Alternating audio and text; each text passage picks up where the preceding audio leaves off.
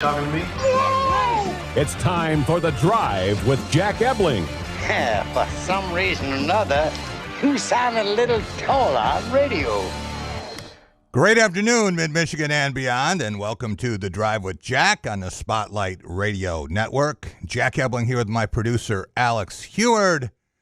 Alex, another all-star baseball game in the books. Did you watch any of that last night? I actually didn't. I did not watch even a single inning. Yeah. Shohei Ohtani threw the ball over 100 miles an hour, which is something that a lot of people wanted to see. Mm-hmm. But the big home run came from former Lugnut, Vladimir Guerrero Jr. Caught the MVP, right? Yeah. Yeah. And impressive. He got all of that one. Very impressive. Yeah, I think now the home run derby is as interesting to some people as the game itself. Yeah. Yeah, no, definitely. I like what they did with it, too. Yeah. The changes they made. Did you ever get to see Vladdy play when he was in the Lugnuts? I did, and I never saw him hit a home run. Yeah, I didn't either. I was going to say, I saw him play one game. Yeah. It was the first year that he was there. I think he actually went like 0-for-3. But, yeah, that was pretty cool. You know, I thought know that he was right down the road. Fat at that point. Mm-hmm. And maybe, that's okay. Apparently, Cecil Fielder hit a lot of home too runs, big a too. deal. That's right. Yeah. All right, let's go out to our guest line and welcome in a guy who is in great shape, and so is the Valentine family. When you think about Drew, first-year head coach at Loyola, just got a commitment from a prospect from Ferndale, and Denzel, his guard with the Chicago Bulls, the team in transition. Want to welcome in former Michigan State forward and two-time state champion coach with the Lansing Sexton and as Carlton Valentine. V, how are you? I'm doing, Jack. How you doing today? Doing fine. Getting ready for Game 4 tonight of the NBA Finals. And I don't know which two teams are going to show up. We're going to see the Phoenix Suns with Devin Booker going crazy the way he did in the first two games. Or are we going to see the Milwaukee Bucks with Jrue Holiday having a pulse that we saw in Game 3? Yeah, it's always, tough to predict those games. Giannis is playing at a super high level, especially his last two games. The 40-point game back to back. The last guy to do that was probably Shaquille O'Neal, if I'm not mistaken. But Devin Booker's not going to go 3 for 14 on back-to-back games. I look for him to have a better game. Their supporting cast always plays well. You know what I mean? I know you saw that Cam Johnson dunk the other day over P.J. Tucker and, Mikal Bridges and Crowder is real consistent with his play. So, I'm looking for Phoenix to bounce back. But then again, on the other hand, Milwaukee has been playing well. Yeah. Their role players, I always hear this very often in sports, in that the role players from the home team always play better at home, but they respond better to the crowd. I don't know if there's truth in that. I've heard a couple people say that. But I'm looking forward to the game tonight. It's been a couple of days, so I've been kind of going through withdrawals, but I've been watching USA basketball instead. And, that's another topic. Yeah, well, we might get there toward the end of this segment, V. But when you think about what Giannis has done, and you mentioned Shaq and LeBron, and it's a small club of guys with those 40-point double-doubles in the finals back-to-back. But when you think about where he was just a couple of weeks ago, and we were talking about, how long would he be out? Would he be ready for the start of next season? I don't know if he's a fast healer or the Bucks medical staff deserves a raise, but somehow he has played about as well as he can. And in the last game, he was making free throws. Yeah, I mean, when you shoot free throws that good, you're gonna have a chance to win the game. He was 13 for 17 for 76.5%. So gosh, you shoot, and he's going to get fouled a lot because, like I said, Giannis is either he plays best when he's going hard right, hard left in transition, and he's creating the contact. So, You know, I don't know how much talent is involved in that as much as a high motor and how skilled he is and how long he is. You know what I mean? So, just very, very a very tough guard, very tough. I think I think they're going to throw different bodies at him.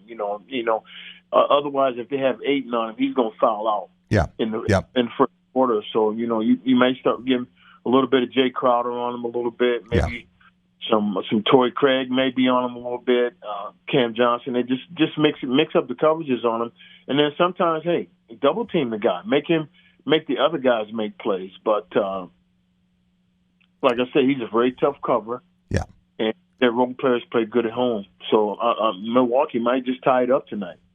Antetokounmpo shot 17 free throws, as you mentioned, Sunday night, and Phoenix's team shot 16. So one player shot more than everyone else, but when you look at his point total, you said, who would you rather have in terms of scoring, Giannis or Devin Booker plus DeAndre Ayton plus Mikal Bridges? I don't know too many people who wouldn't have taken the three Suns, and Giannis outscored all three of them combined by 9 points. Yeah. Book had an off night. You know what I mean? If you look at, I was listening to statistics about how he bounces back off of a tough game. I expect him to come out and play a lot better tonight. Ayton has been playing, pretty well. He's just got to watch out for the foul trouble. I mean, like I said, it's going to be tough for him if he's going to be the solo guy guarding Giannis. You can't do that. That's not a one-man job right there. You know what I mean? It's not a one-man job. So I would have definitely taken those three guys scoring more than Giannis. But hey, you playing at home? This is one year where you can really tell that the crowd and the home crowd has made a difference. Yes. I mean, they're responding to the cheering, the noise, the people. They're just absolutely loving it. I thought it was funny that the crowd at the Fiserv Forum started counting for Giannis, but they were counting 1, 2, 3. And then when Devin Booker stepped to the line, they started at 21. 21, 22, 23, and so they were trying to play in his head too. But for whatever reason it was, Giannis looked so comfortable. And I had said, V, that I'd always thought the most difficult cover in the NBA was Kevin Durant because of the size, the matchup, the range, all the things he can do, the mid-range game. But Giannis is pretty close, especially if he can get out in transition, get ahead of steam. Good luck trying to stop him. Yeah, I mean, there's really no way to stop him. You got to get in front of him. You got to get in front of him early before he gets ahead of steam, because he's going. One or two things are going to happen. He's going to get fouled, or he's going to charge. And I mean, because he goes like downhill, probably faster, harder, and quicker than anybody I've seen. That's 7 foot, in a long, long time. Right. Exactly. And Bobby Portis, certainly from his days with Chicago, and has also been with the Knicks and the Wizards. But talk about a fan favorite. I mean, that guy could run for mayor of Milwaukee. It's crazy. I've known Bobby even before then. I coached Bobby in the Nike Global Challenge. I was the Nike coach for the 18U team. In 2013, I had Bobby Portis was on my team back then, so I've known him for such a long time. And then, of course, when Zell went to the Bulls, BP was there, and I'm telling you, that dude plays with energy, he plays with motor, and he plays with a lot of emotion. And usually, I mean, he's become a fan favorite there. I mean, they're chanting out Bobby, Bobby, Bobby. They're not chanting Giannis. Right. They're chanting Bobby, though. And me and my wife watching the other day, I mean, we like, Bobby has really, really done a great job. I don't know if you saw the exchange in the second half, but Bud took him out, and he went at Bud's head like real quick, and all the players jumped in between Bobby and the coach, and Bud put him right back in the game. That was crazy. It was a crazy exchange. I caught it real quick, but well, why did he take him out? I have no idea. Yeah, I have no idea. I think he was getting into it with Crowder. Oh yeah. He got a technical foul, in fact, I think. Yeah. Or and almost. Then, Yeah. I said that I think we know now when you throw in the 2 regular season games, and Giannis had 47 against Phoenix in one of those and was over 30 in the other one when he was sidelined. So we know what he's going to do. And you got to figure at home, either or both of Middleton and Holiday are going to play well. The key for Milwaukee is getting something out of Portis, Connaughton, Teague, Bryn Forbes. Somebody else has to come out and do something. Yeah, Pat. I thought Pat Connaughton's been playing great. Yeah. He can make open shots. He defends well. He gets loose balls. He makes the right play out on the floor, and it seems like that he has the trust of Budenholzer more so than Bryn does. When you look at it, I looked at the statistics. Bryn got 4 minutes and 13 seconds. Mm-hmm. So it's either he makes a shot and stays in, right? Or if he doesn't make a shot, then he doesn't make a play, then they're going to just stay with Pat Connaughton. Yeah. And I get that from a coach's perspective. I don't get it because I love Bryn and he's part of my family for a lot of years. Right. But, tough spot to be in, but a great spot to be in. Yeah. Just think about, all you got to do is get one down because Bryn, if he gets one, that's it. 2's coming. Yep. And then 3's coming. It's interesting you bring that up, B, because I was talking to Jeff Zilgett from USA Today about this, and he said the word is out now, and it's not a secret, but coaches are, when they see Bryn Forbes on the court, they're switching. They're going right at him. They're hunting that matchup. And if he is hitting shots, that's okay. If he's 0 for 3, you can say, well, that means he's going to make the next 2. But if he's 0 for 3, he's coming out because he doesn't give you much as a ball handler, and he gives you nothing on defense. So he's there for one reason, and if he's not hitting, you know what his nickname is now? No, what is it? The faucet.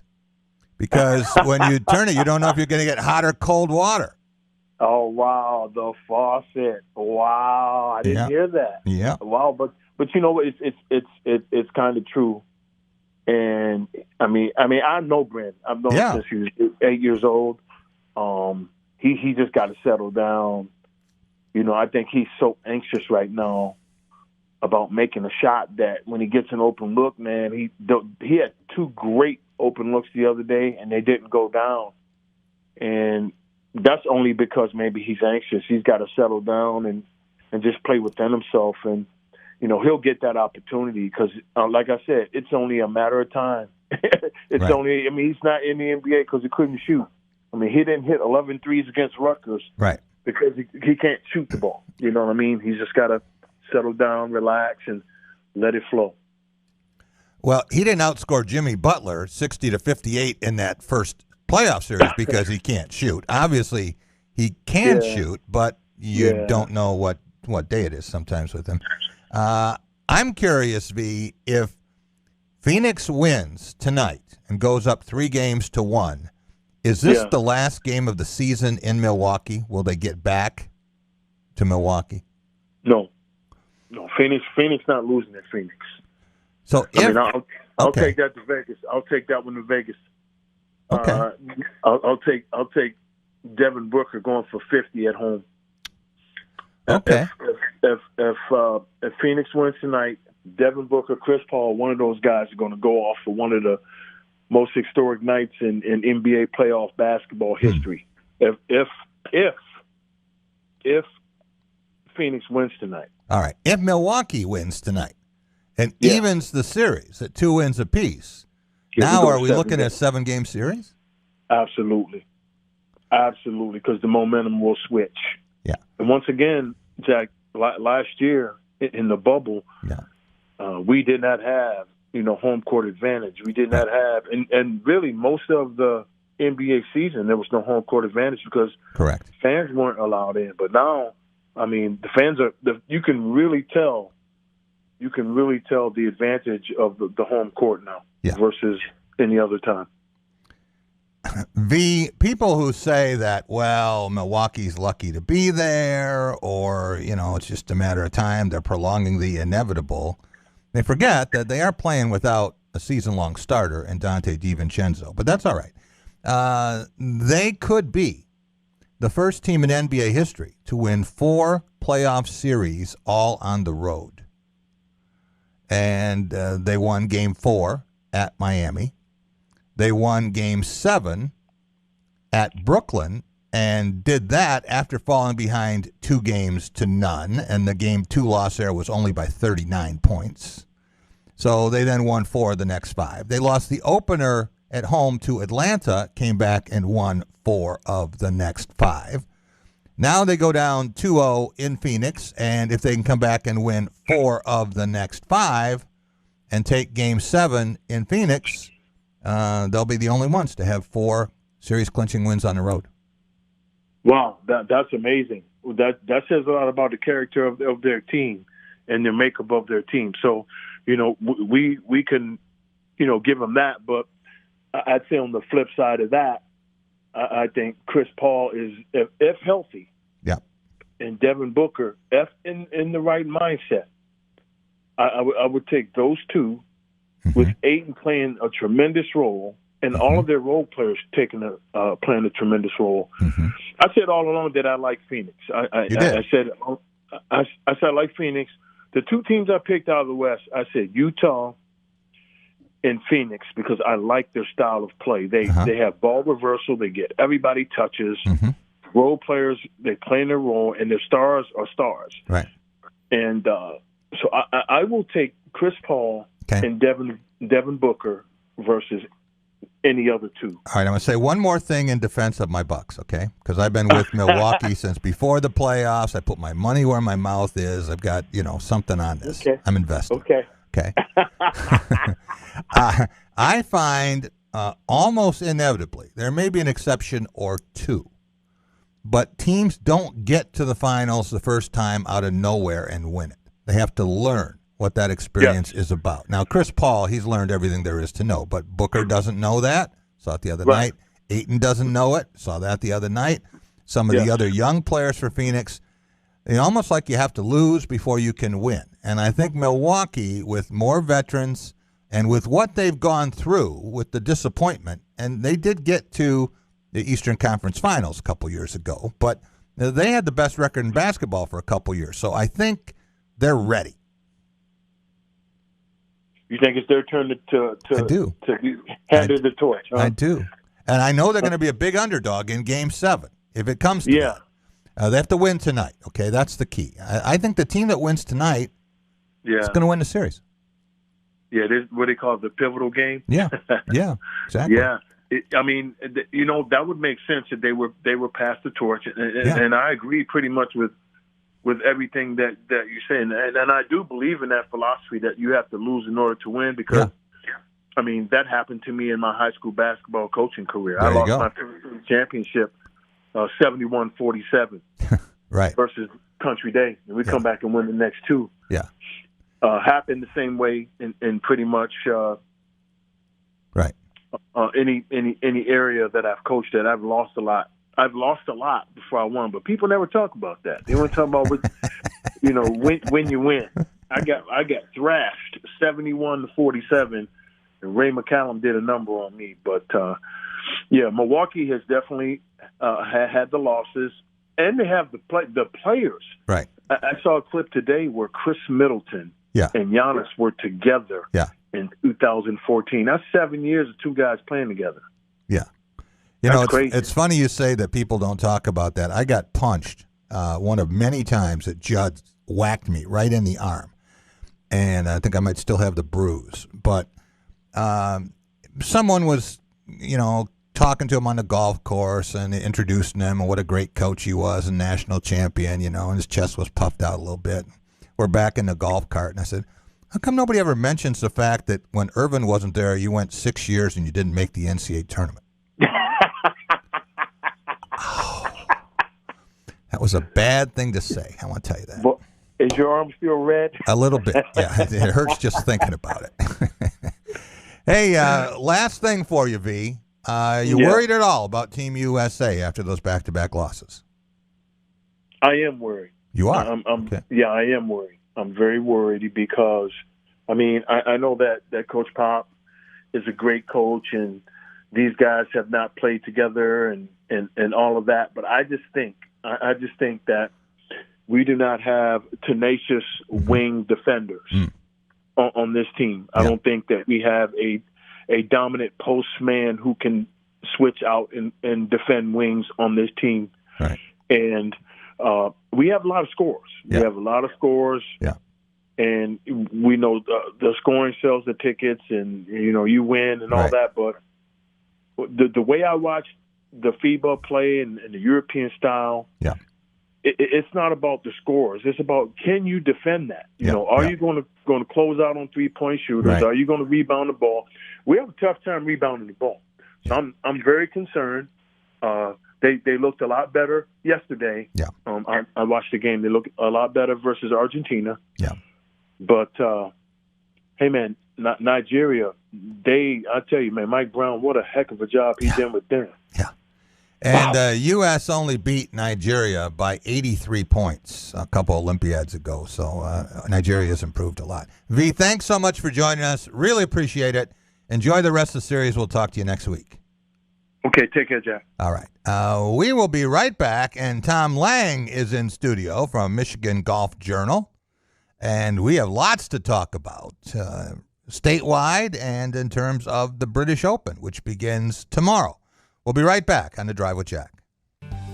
Did you know you don't need any experience to apply at Dean Transportation? Because Dean provides free CDL training for their new bus drivers, and they will pay to train. Dean Transportation is hiring caring and dependable people as school bus drivers in Lansing and surrounding areas. Train for a rewarding career and safely transport children to and from school with Dean. Positions are currently available for the right candidates. Excellent driving history is required. You will earn $15.20 to $16.20 per hour, depending on location. Dean also offers their drivers a competitive benefits package, including health insurance, 401k, and paid time off, plus flexible scheduling and advancement opportunities with their growing company. Dean Transportation will train you to be a professional school bus driver for your community. Apply today. For more information and to apply, visit deantransportation.com/jobs. That's DEAN, transportation.com/jobs. Dean Transportation is an equal opportunity employer.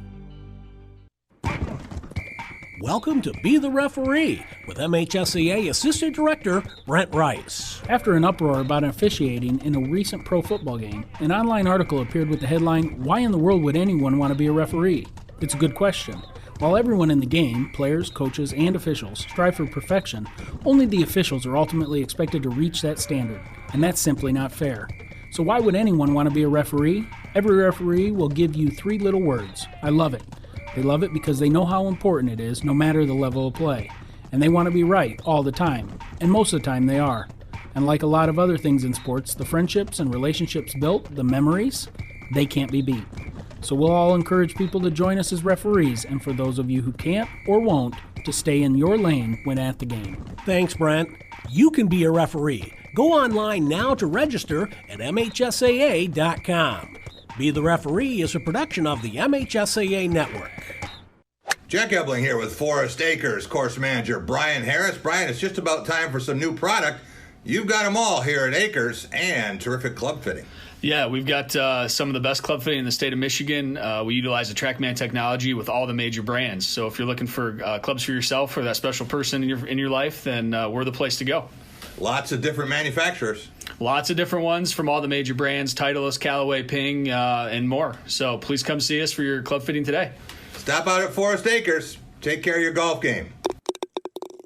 This is Dr. John Wyckoff. Are you sick and tired of being tired and sick? Maybe you need to take the right supplements. Save 20% on all of our quality supplements during the summer supplement extravaganza sale.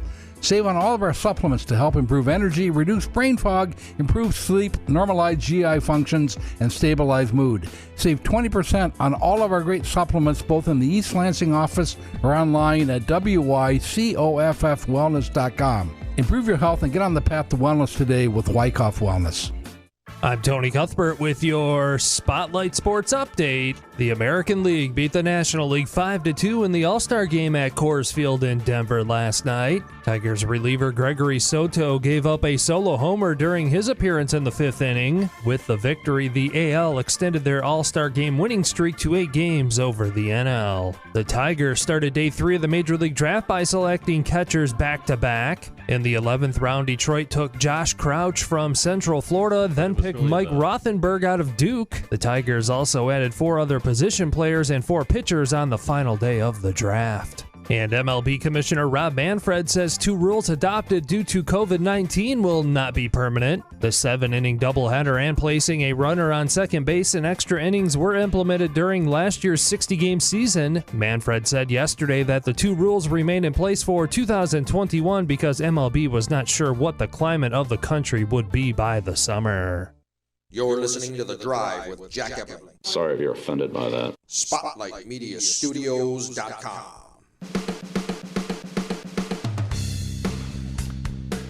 Welcome back. It is The Drive with Jack, the Spotlight Radio Network, and time for more golf and a long drive segment. Been doing this each Wednesday all summer, a couple times on Tuesday, but mostly on Wednesday. And our episode today brought to you by Forest Akers and Golf MSU. Want to welcome in Tom Lang, and he is the editor. He is the force behind the Michigan Golf Journal, which is a great read if you're interested in golf in the state of Michigan. It's a great way to catch up. Tom, how are you? Doing great today. Thanks for having me again. You had the chance to be at, I think, the course most people associate with majors in the state of Michigan. That would be Oakland Hills and the South Course, and the renovations there. What can you tell us? Oh, there's too much for even a 30-minute show to say everything, but great renovation. They took down a lot of trees. I know that sounds common in many places, but it really does help the grass grow better. Trees are a grass's worst friend. They've redesigned some of the holes to go back to the roots of Donald Ross to kind of get it back where it should have been when it was first built 100 years ago. It's just wide open vistas. You can stand at the clubhouse now and see all the way across the golf course, where before you would see tunnels of trees, fairways going down through them. Right. You could stand on the 12th tee, for example. It's a long par 4, but it always felt like it was a dogleg right. Mm-hmm. With the trees gone, you can see it's a straight hole. The dogleg impression was to go around the trees. Kind of an optical illusion. It was very much so. They also took out a pond and made it back into a creek area that runs the entire length of the fairway and across the fairway a couple of times. Right. Instead of just a big pond on the right on the 7th hole.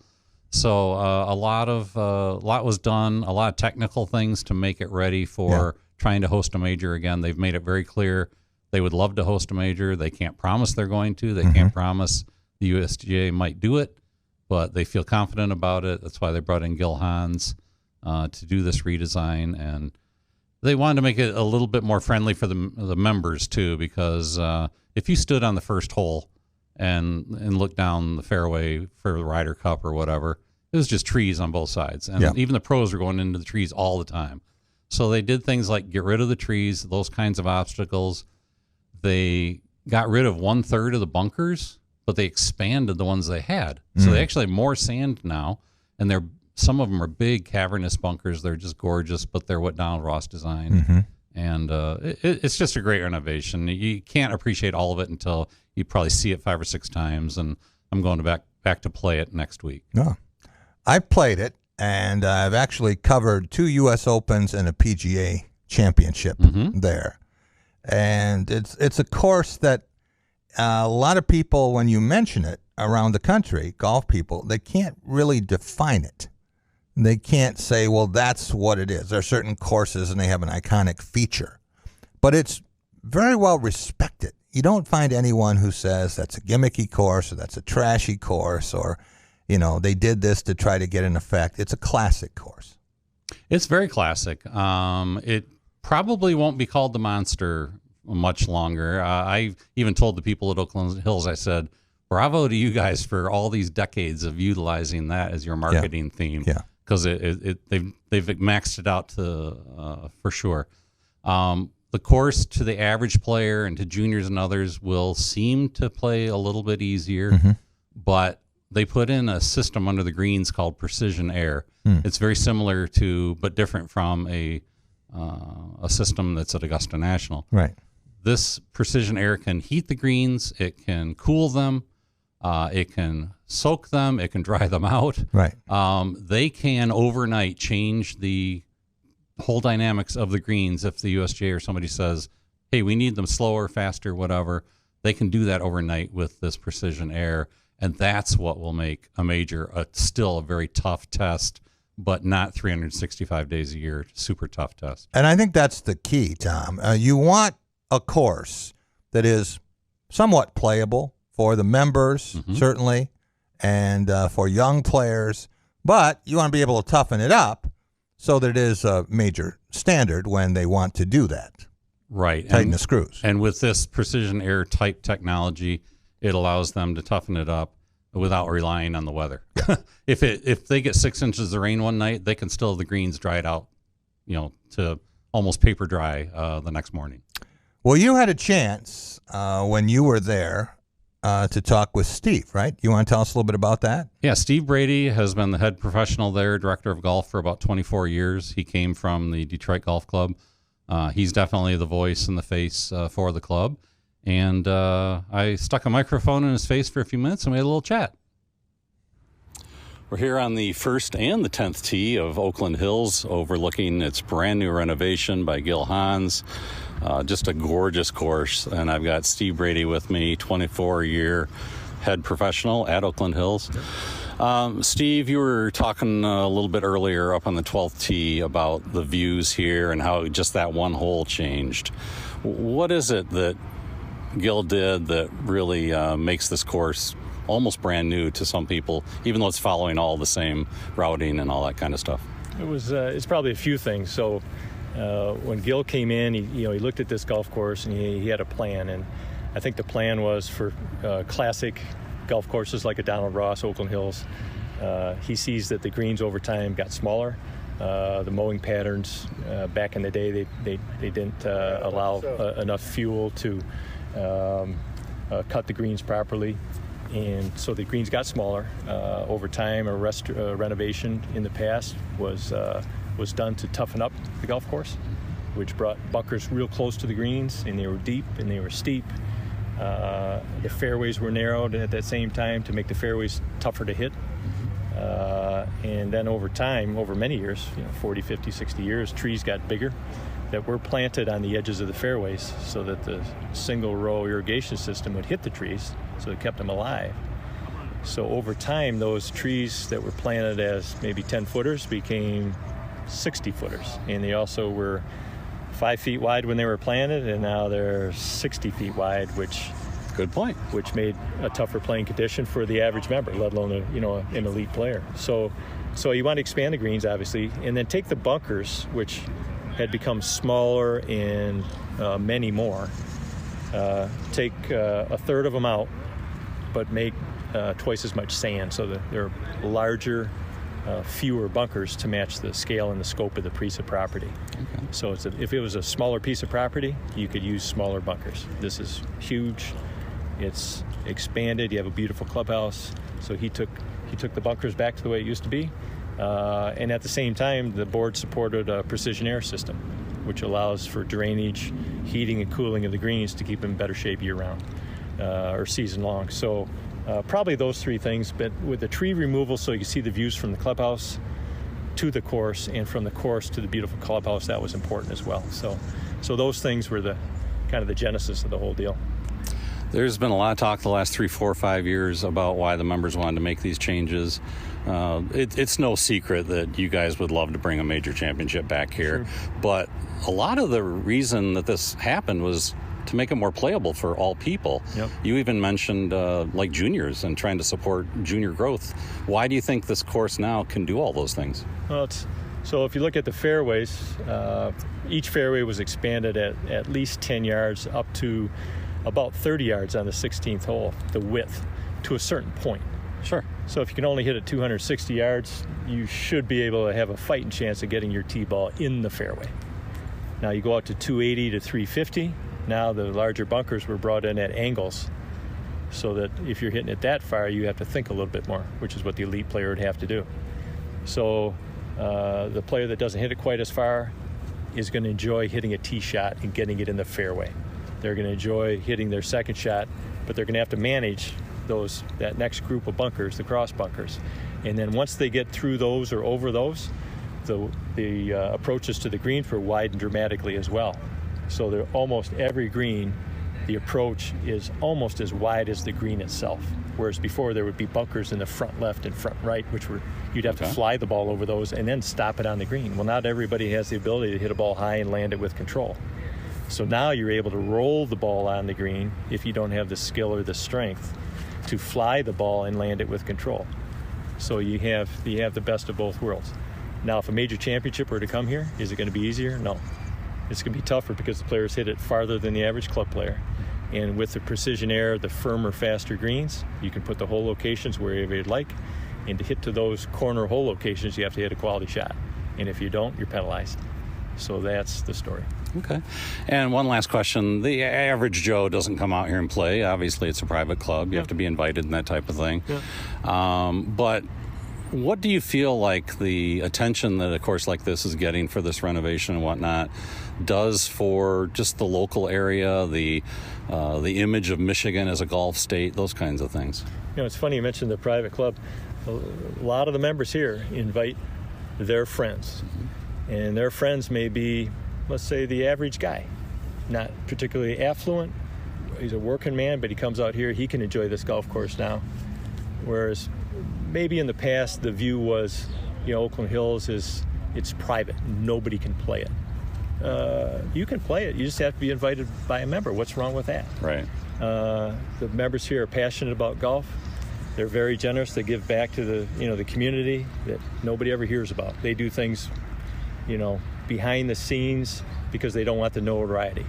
They support those that don't have as much as they do, and they've done it for years. And but to allow the public to come out here and play, that's not what Oakland Hills is about. But at the same time, if you're invited, and we do have charity outings here to support the community, they've done that for a long time as well. So I just think it's going to be great for the community. Hopefully we get a major championship at some point, but hopefully as long before I get out of here. How's that? Sounds great. Thank you. That was a good interview, Tom. I think we learned a lot about the changes at Oakland Hills, about the philosophy, what the club is all about. But in Michigan Golf Journal for July, you introduce us to two interesting young players. And we've had Davis T-Bone Codd from Brighton on this show and also on my Press Pass television show. But Mr. Golf was not Davis Codd. We're talking about P.J. Maybank III. Correct. From Sheboygan, and he's a sophomore? He is a sophomore. He's been on every college radar for about the past 4 years. He has a lot of experience with the drive, chip, and putt at Augusta National. He qualified 3 times to go to Augusta and won it 1 time. He's just been a really good junior golfer for a long time. He travels a lot, plays a lot in Florida. He's homeschooled, and or now with COVID kind of changing things for schools, he could attend Sheboygan, but do it virtually and still be on the road and whatnot if he needs to be. But he really wanted a team experience. He was hoping to join the Sheboygan high school team last year as a freshman before the season was canceled for everybody. And he just knew he wanted that team experience. He didn't want to just always be out there by himself.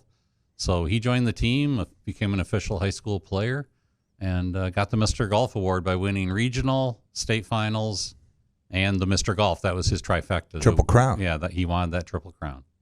But I thought Davis Codd was probably second in Yeah. the voting. I don't have privileged knowledge of the voting, but yeah, really good players. The bottom line is junior golfers and high school golfers are getting better all the time. Have we ever had a 3-time Mr. Golf in the state of Michigan? Andrew Walker, Michigan State player. Okay. Yeah, when he was at Battle Creek Been Lake. on the show several times, Yeah. a couple times, actually. He attended Battle Creek Lakeview, led them to at least one team state championship, maybe two. I can't quite remember. Okay. That's where my wife's new job is. She's Right. principal there now. Wow. But really smart guy, too. Yeah, really good guy, very smart, good academics and whatnot. So he did win it 3 times. I can't remember anyone else who has, though. Okay. And you want to tell us about the junior player with one hand? Mm-hmm. They say that you can't have a disability without ability, and we're seeing that again here, right? Correct. Sophia Howard is a young girl who's between 8th and 9th grade right now. She was born with just a left hand, and she's been playing softball and competitive golf as a youngster all through these challenges. I have not watched her play, so I cannot vouch for her scoring or anything like that, but I've been told she's pretty good. She got one of those Make-A-Wish type dreams brought together for her by an organization down in Florida that matched her up with the Cordes sisters on the LPGA Tour. And she got to go down in May and play around with them and let them give her some tips. They walked away from that actually talking about how her infectious, positive outlook on life really affected them positively, that they sometimes look at golf too much like a business and weren't having fun with it. And lo and behold, 2 weeks later, I think it was Nellie, I can't remember exactly, won the Meyer event in Grand Rapids, which is Sophia Howard's hometown. And they met up quite a few times. They got a texting chain going between the 3 of them. And just a very inspiring story, young lady who could have just done nothing and said, Right. I'm handicapped, I can't do anything. But she's really active in sports, trying her hardest at golf, and will be trying out for her high school team next month as well. What a great story. I had the experience as a kid, I think I was 12 or 13, of caddying for Bud Lynch. I know the name. A longtime Red Wings broadcaster and one arm, and at Western Golf and Country Club. Okay. And he was great. He was fantastic to have a bag for. Big tipper. That's always important when you're a caddy. That was really good. You're that age, everybody dives for those same bags. Oh, yeah. Yeah, so that was a lot of fun. And we have the British Open this week. I know you've been busy and you haven't been poring over the odds, but Jon Rahm is quite a favorite here, not just because he won, but he was a favorite before the U.S. Open. And now he's a prohibitive favorite, but you never know. You go over to, now he's from Spain, so he certainly knows a little bit about European golf, but it'll be interesting to see what happens starting tomorrow. Yeah, the most activity I've seen about the British Open in comments is that most of the golfers really don't like this golf course. Yeah. If you see aerial pictures of it, Yeah. especially if the sun is setting or rising, Right. it looks like nothing, but there's like not a flat fairway out there. It's like all mounds. And the reason the pros don't like it is because you can hit it out there and you're hitting a blind shot, but you don't know where it's going to bounce. And sometimes the lucky bounces are what wins at that particular course. It's where Ben Curtis won his major, and he's never come close another time. There are a couple examples like that of players' names escaping me, but the pros that play every week think this course comes down to lucky bounces and not necessarily all the skill. Yeah, and you probably shouldn't have that with a major championship, right? I don't think so, no. It's not what you're looking for. Although if you're from the philosophy that it's nice to have something different, then that's true. It's nice to have something different now and then. Yeah. Well, we have Target Golf in the United States, and everyone, these pros, they're just dropping darts in the green and spinning them back. Exactly. And there's so much bump and run and different kinds of shots. You need a lot more shots in your bag. You do. So, all right. We have special guests with us now joining us, and looking forward to that.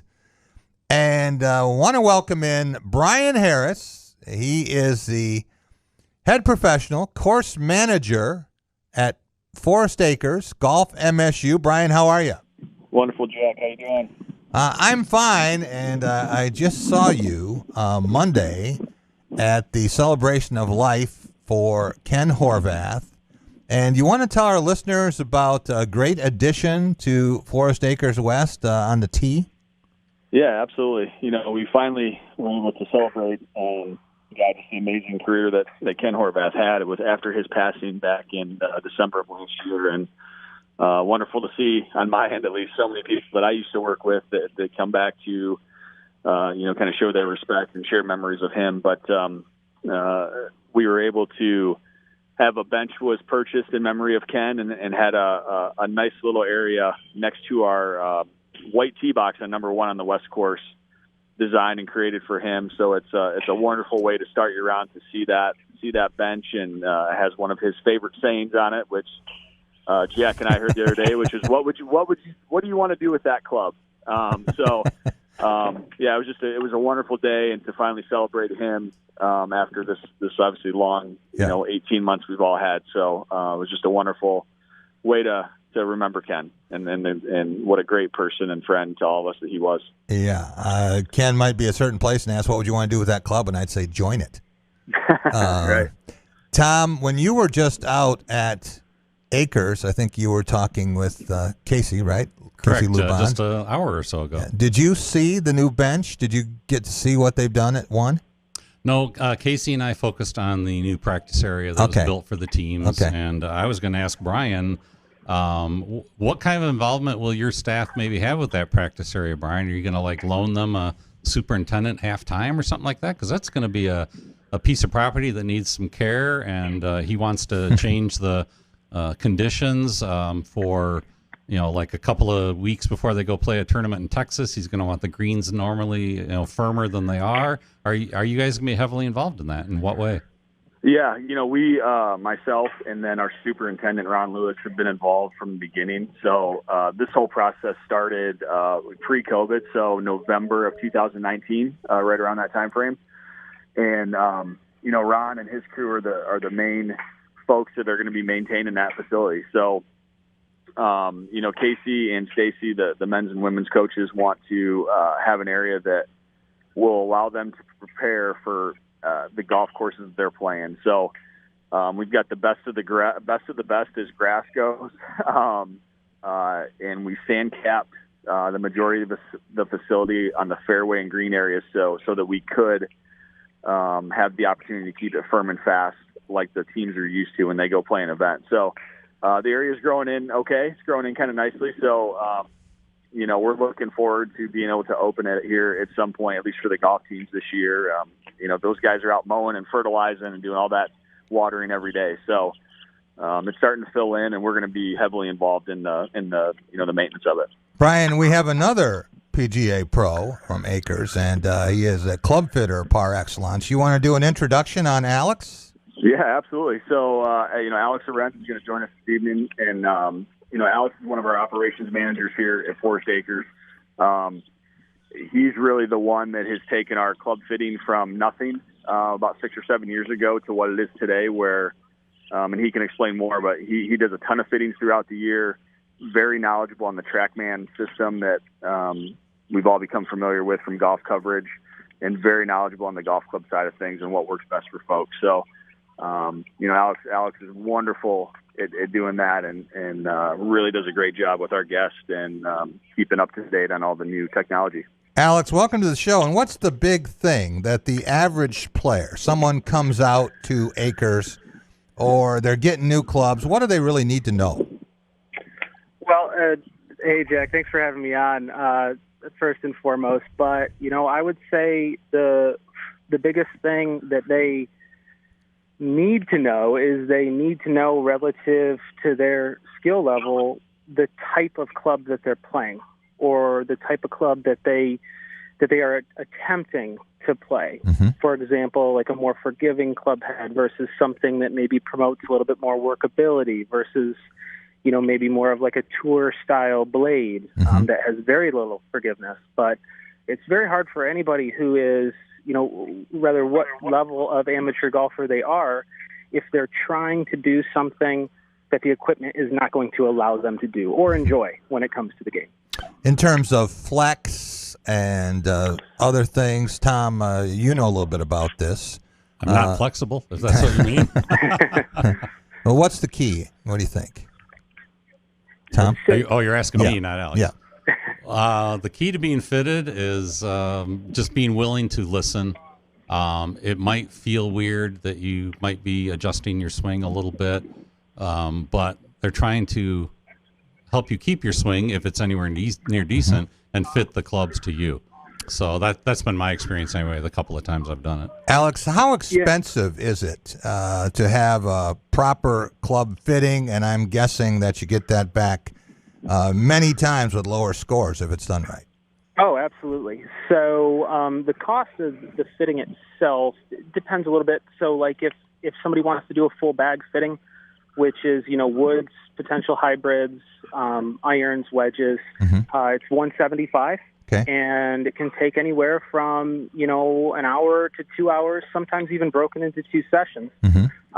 Because, as what we'd like is a lot of folks to come in open-minded in terms of, what brand, what flex is going to be right for them. So, there's a lot of swings that go into it. And, not only is the idea to get, lower scores and better ball striking for everybody, but we do give half of our fitting fee back towards any purchase made through the golf course. So as much as I want to fit somebody, and I fit folks, I also do a lot of educating through the process. So explaining the launch monitor data, making sure they understand, why, this equipment is, that we're saying it is better or best for them. While we have you both on the line, Bryann is used to this drill. Because before the majors, he gives us his pick to win. And then usually he comes up with some sort of a dark horse, and that's fun to watch them. But, Alex, I want you to take part in this, too. All right, Bryann, who do you have? Who's going to win the Open Championship? Yep. So as I heard Tom's lead in before I got on there about the humps and bumps of this golf course, my winner is going to be Lee Westwood. Ooh. And followed by Ian Poulter as my dark horse. And I don't think Ian Poulter is a real dark horse because he played really good in Scotland last week. But I just think, the year of COVID, the second year of COVID, whatever it may be, that this is the year that a guy like Westwood, if he's been so close so many times, is going to get it done. All right, Alex, is Bryann nuts, or do you agree with him? No, I don't think he's nuts. I think that it would be awesome to see Lee Westwood get it done. I would definitely pull for him. So I'm going to piggyback off of Bryann and say that one. I'm going to go with Lee. But as far as a dark horse or somebody from the back, let's go. Oh man, this is hard. A lot of my favorites that I pull from for the back are not in it this week.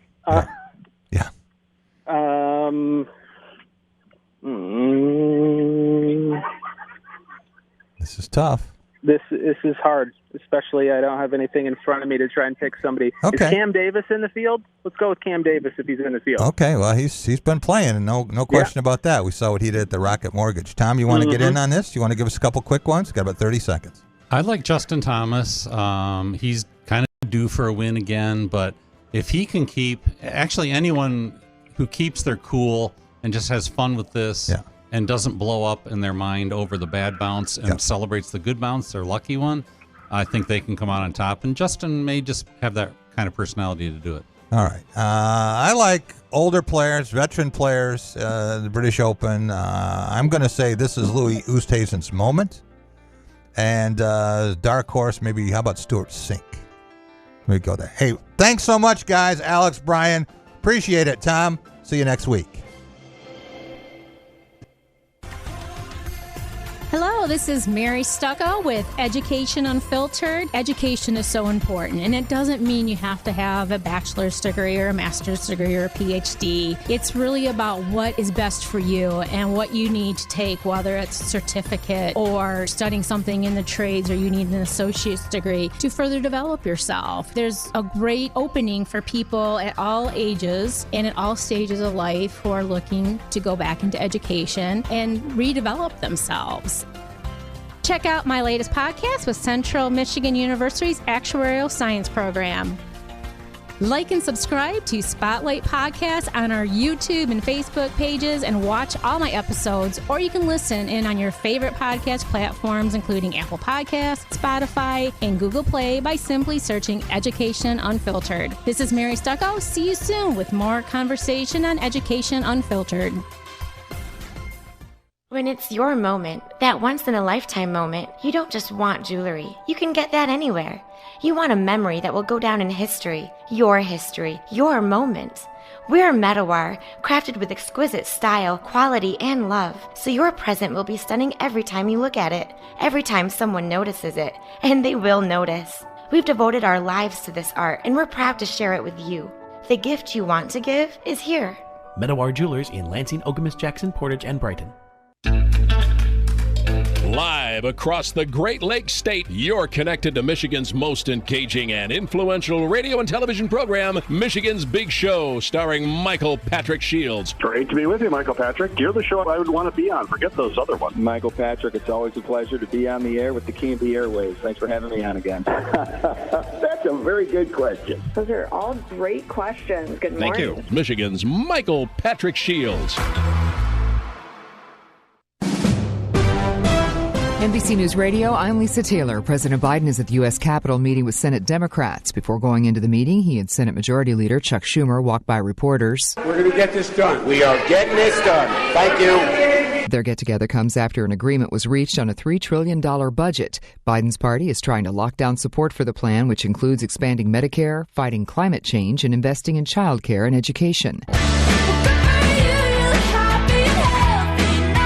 Pop star Olivia Rodrigo is visiting the White House to push more young people across America to get vaccinated.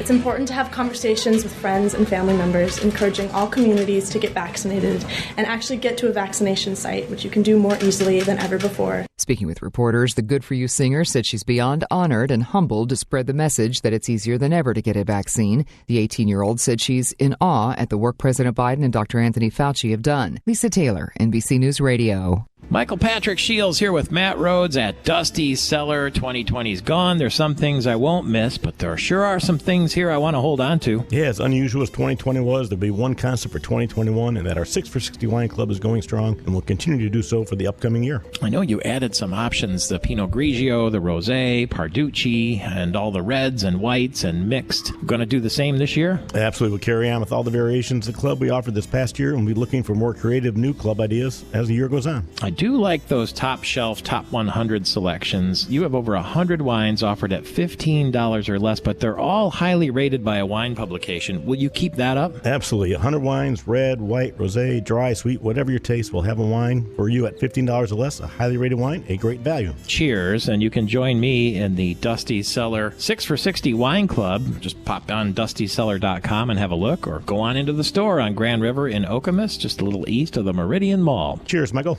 I'm Tony Cuthbert with your Spotlight Sports Update. The American League beat the National League 5-2 in the All-Star game at Coors Field in Denver last night. Tigers reliever Gregory Soto gave up a solo homer during his appearance in the 5th inning. With the victory, the AL extended their All-Star game winning streak to 8 games over the NL. The Tigers started Day 3 of the Major League Draft by selecting catchers back-to-back. In the 11th round, Detroit took Josh Crouch from Central Florida, then picked Mike Rothenberg out of Duke. The Tigers also added 4 other position players and 4 pitchers on the final day of the draft. And MLB Commissioner Rob Manfred says 2 rules adopted due to COVID-19 will not be permanent. The 7-inning doubleheader and placing a runner on second base in extra innings were implemented during last year's 60-game season. Manfred said yesterday that the 2 rules remain in place for 2021 because MLB was not sure what the climate of the country would be by the summer. This is it right here. Combining a team of reporters, columnists, and commentators. Don't you ever talk about me! Are you serious? Jack Ebling has brought thought-provoking discussion. What are you doing? That's a damn coaching mistake. Opinion. The customer is the one who decides when the future gets here. Oh, no! The ship is on fire! You have to check the report. Are you kidding me? That game was fixed. And overall infotainment. I'll take Jim Harbaugh. What has he done? Crazy cootie coming at you. Quiet, please. In exactly 15 seconds, we'll be on the air. Thanks, big fella. Don't you ever come back here again. No arguments. Those are called ass tuners. So buckle up. You talking to me? It's time for The Drive with Jack Ebling. Yeah, for some reason or another, you sound a little taller on radio. Welcome back. It is The Drive with Jack, the Spotlight Radio Network. Jack Ebling here with my producer, Alex Heward. And no need to make any calls on this one, Alex. We got a lot of people in studio today, including Jim Stark. He is executive director of the Michigan Sports Legacy Conservancy, dedicated to the preservation of sports in the state of Michigan. How about preserving a couple of leads for the Detroit Tigers? Can you do that? Well, if you follow my recipe for improving the team and get some, we always call those guys the arson squad. Those guys that come in and throw gas on the fire. The Human Torch. And you know what? They always seem to have that, even when they were good. Yeah. When they were really cooking back in the in the playoff days, they still had some arson guys out there. But now the arson guys outweigh. They're good at the back end. Those last two or three guys, it's the middle guys. I have a solution. It's not selling the team, is it? No. Oh. Why does every team put itself in that position and say that once you get to 5 innings, you get an electronic charge at the pitcher's mound? Well, why can't a guy go into the 7th inning? At least start the 7th inning. And I think, Jack, it's only pitching every 5th day. Well, you know what they'll tell you is pitch count. It's they're trying to watch their inning count. I've got an answer for that too. Well, but pitch counts are higher because guys aren't throwing strikes. Well, but that's the reason why in one of the minor leagues they're this year having a test program where if you pull your pitcher out, you lose your DH. Yeah. And that's exactly what that's for, is to incentivize them. Is it incentivize? Incentivize them to keep the starter in for the very reason you just said. I was at the 71 All-Star game, as was Lynn Henning. We talked about this yesterday. Yep. And you know how long that game took? 22 Hall of Famers. It was short. It was 2 hours and 5 minutes. For an All-Star. All-Star games are typically just for, now they didn't have the size roster they have now. No. But they also didn't have walks. Right. And in fairness to them, the all-star pitchers pitched more back then. They didn't change them every inning, which takes time. But you're right. I've said this all along, Jack. You want to change the face of baseball? Call the strike zone. Yeah. Call the way it's supposed to be. Not the way they've interpreted. Call it by the book. Yeah. They just changed baseball for the pitchers by saying we are now going to enforce the rule that we already have in the books about not using the substance on the ball, right? They had it in the books, they weren't enforced, and now they're enforced. It's the same thing with the strike zone. Yeah. Enforce what's in the books. Right. Used to be, if you had a 7-pitch at bat, that was long. Now, you had 9-pitch, 11-pitch at bats. I mean, guys are fouling them off all over the time, waiting for a ball they can hit out. And that is part of the strategy of the hitter. You're right. Waste pitches, right? But part of that is because now with the box, we love the box on TV, right? You watch these umpires. They could let that any ball that touches the box, they could call strike. The box is shrunk. They're calling it. It's got to be inside the box. Yeah. To me, if it just touched the box. Oh yeah. But it's like Wimbledon. If it's on the line, it's in. It's a strike. That's right. It's not out. It's not like football. If you're on the line, you're out. Right. But again, forget changing rule. Call the rule you have in place. Did you see, by the way, by the rules that the commissioner said that the 7-inning rule for the 2 doubleheaders is going to go away? Yeah, and I don't like that. I'm one of the few people who like the 7-inning doubleheaders. Do you like the guy at second base after the 9th? I do, and I'll tell you why I like both of those rules, because I'm in a very slim minority on both of those. I like the 7-inning doubleheaders because I don't want to sit out there 7.5 hours. Right. Okay? So if you have 7-inning doubleheaders, we've seen it at other levels of baseball. I know it's not the major leagues, and I know it distorts the stats a little bit, but when you start to get doubleheaders bunched, and you get rainouts, and you get things late in the year, now you either have pitchers called up who don't belong in the major leagues, or now you've got all these innings and pitch restrictions that you have terrible games because of it. So make them 7 innings, and half the time the game is tied anyway, so it's going to go 8 or 9. Well, you know what the argument would be then? They would say it cheapens the stats because now do you give a 7-inning pitcher a no-hitter? Do you put it? That's the question: is what do you do with 7 innings versus 9 innings? Well, I think it's an asterisk kind of thing. It's still a no-hitter, but you have to denote that it was 7 and not 9. Yeah, but they listen. They had in the record books forever that Roger Maris's 61 home runs were in a 162 game season and not, so that was in, and they finally got rid of that. Yeah. Do they want to bring more asterisks back into the record book? Who cares? What's the difference? So you have an asterisk. It just clarifies it for the guys who throw 9 innings. And in defense of your point, they just changed the record books by saying they're going to include all the Negro League stats. Yeah. They're going to put it. So you're right. It's not. They can make whatever they want. It's not a it's like Congress with the filibuster. Yeah, it's not the Bible. We're not changing the Bible. Right. You know, they're not moving the distance of the bases. Right. No, I'm not. Look. Baseball has got to take a drastic look at itself and say we are not competitive in the entertainment market. I think that 2 7-inning games are very manageable if you want to do that. And you got getaway days a lot of times. What's your defense for the runner? Same thing? I think that you get some amazing strategic decisions that you don't otherwise have. I think it's exciting. I think you actually see a bunt once in a while. Yeah. Right? Once in a while. So it doesn't have to be the same as everything else. Soccer, they just had the Euro Cup, right? They had a big shootout, yeah. How about the NHL? Now, maybe if you get to the World Series, you get to the playoffs, then, go back to the regular deal. But for the regular season, for 162 games, let's get on with it. Well, and that's exactly what they do in hockey. In the playoffs, you don't have the shootout. Exactly. You play until you got to win. Fine. Right? I can live with that. And I agree. I think it does change the strategy of the game because, like you said, now I got things I can do. Right. But baseball needs, again, they need to take themselves seriously. You know what? We had to make some. I don't think they really see that yet. I don't think they've come to the point where they had that come to Jesus talk and said, you know what? Either we change or we're going to die. Alex Heward is a baseball player. Okay, he was a very good high school player at Grand Ledge. Whatever happened to him? I hadn't heard about him. I don't know. I heard about him once. Yeah. He was terrific at Lansing Community College and then played college ball at Davenport.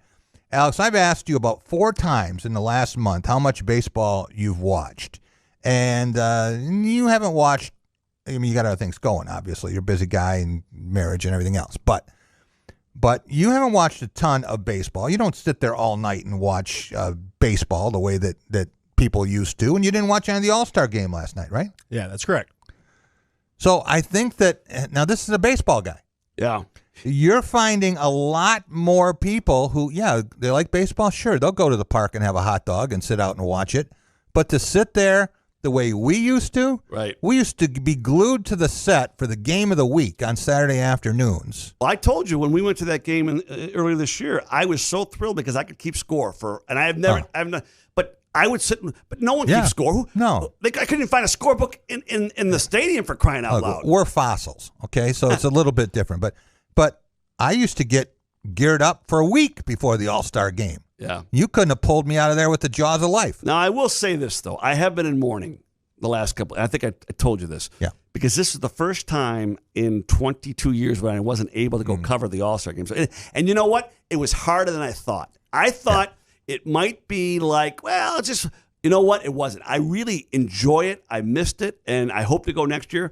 But again, we're geeks, right? Right. Does the average person miss watching And on you TV? did a great job for us from the field. And next year, I want to get back to it. But to your point about Alex, though, if you don't want to watch the All-Star game, what do you want to watch? Yeah. It's the best players in the game, theoretically. We didn't have interleague play.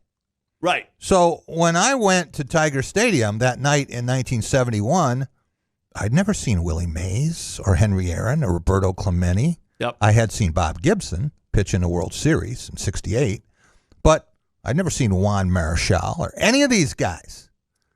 So Johnny Bench. Well, and again, I know we're sounding like we're old, back in the day, but there were 22 Hall of Famers on the field in 1971.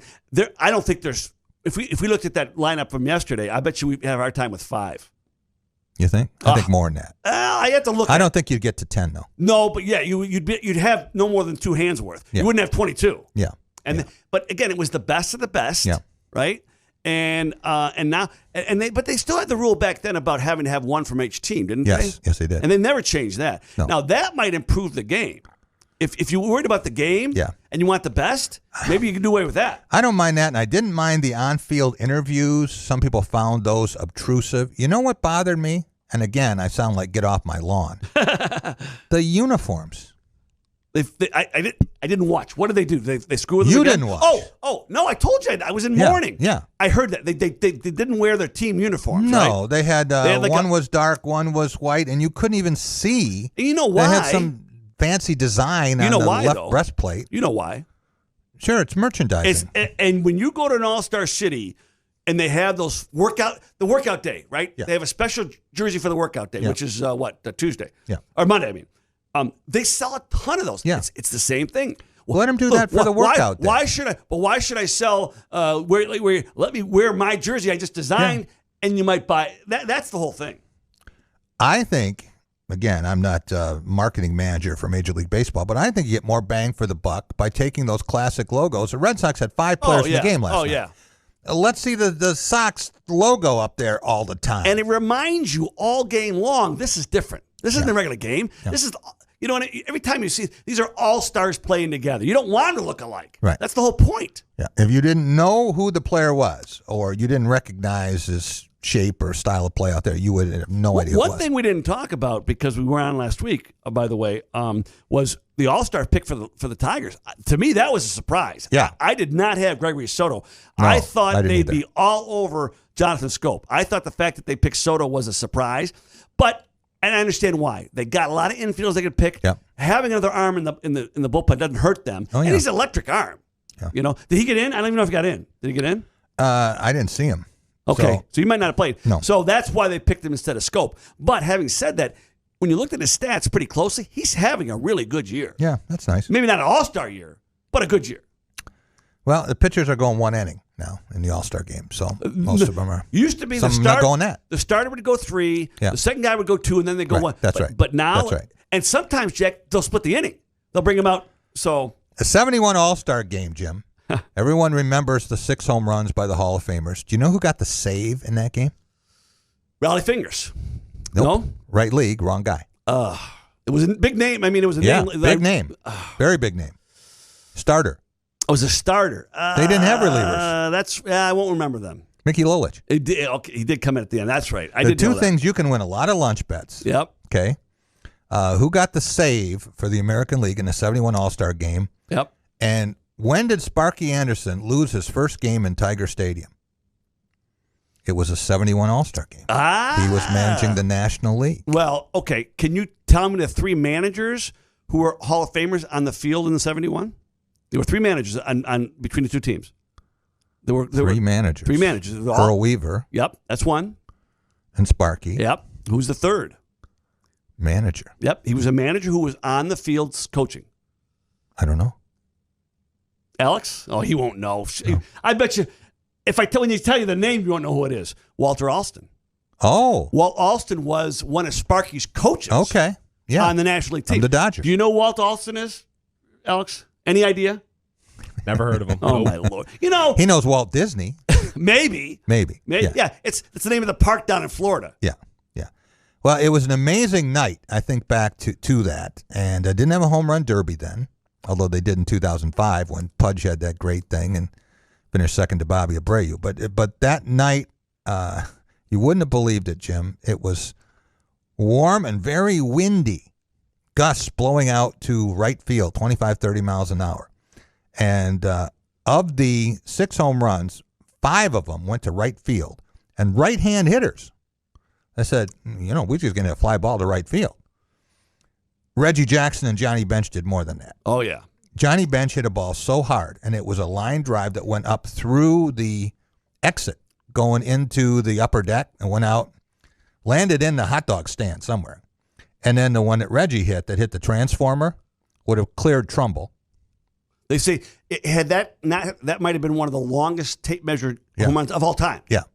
Henning went to Lorencz Tech and had the biomechanic guys analyze it, and the number was a little less than I thought. But you've heard 600 feet. Yeah, it was close to that's what they say, yeah. Yeah.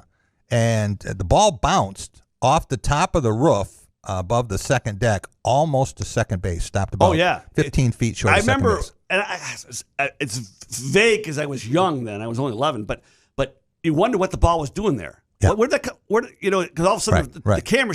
I will tell you this: for one of the projects I did with the Michigan Sports Legacy Conservancy, we did the showcases down at PAL. Yeah. And one of the displays in there was on the All-Star Game. There were 3. Yeah. There was 30, 51, 71, and 2000. Yeah. The funnest work I did was researching that 71 because I found video. Kirk Gowdy did the highlight film. Yeah. It was fantastic, reliving all that and learning the things I didn't know. And think about that. You remember how small the locker room? Nowadays, you go into these locker rooms, Jack, and they look like football fields, right?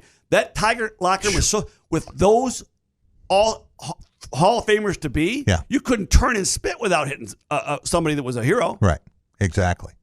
And the Tigers had good representation in that game in 71. Besides K-Line, they had Freehand and Cash. Freehand and Cash started, didn't they? I know Freehand started. Freehand did for sure. Yep. I don't think Cash did. I think Killebrew did maybe. Okay. Yeah, and then of course Lorencz was from the pitching side. Yeah. But I'll tell you, people forget.